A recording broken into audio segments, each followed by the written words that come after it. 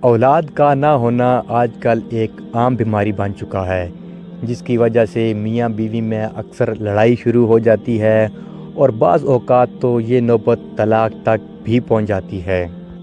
یہ بیماری ایسی ہے کہ لوگ اس کا علاج کرانے سے بھی شرماتے ہیں۔ میاں اس کا الزام بیوی پر لگاتا ہے اور بیوی اس کا الزام شوہر پر لگاتی ہے۔ بہرحال اللہ تعالیٰ نے ہر چیز کا علاج رکھا ہے۔ اولاد نہ ہونے کی کئی وجوہات ہو سکتی ہیں۔ یہ بیماری عورت میں بھی ہو سکتی ہے اور یہ خرابی مرد میں بھی ہو سکتی ہے۔ مثلاً اگر عورت کے اندرونی نظام میں کوئی بیماری ہے تب بھی اولاد نہیں ہوگی، اور اگر مرد کے اندر اولاد پیدا کرنے والے جراثیم ہی نہیں ہیں تب بھی اولاد نہیں ہوگی۔ لیکن اگر مرد اور عورت دونوں کی صحت ٹھیک ہے اور حمل نہیں ٹھہرتا تو قرآن پاک کی یہ آیات جو ابھی ہم بیان کریں گے، ان کی برکت سے انشاءاللہ ماں کی گود بھر جائے گی۔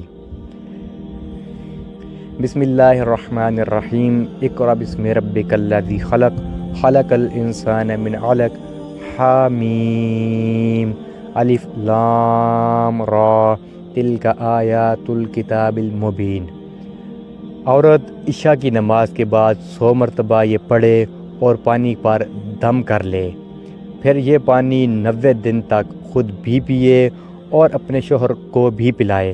اگر کوئی دن رہ جائے جس میں وہ پانی نہ پی سکے تو ان کو شمار کر لے اور بعد میں ان دنوں کو پورا کر لے۔ انشاءاللہ ان آیات کی برکات سے ماں کی گود بھر جائے گی۔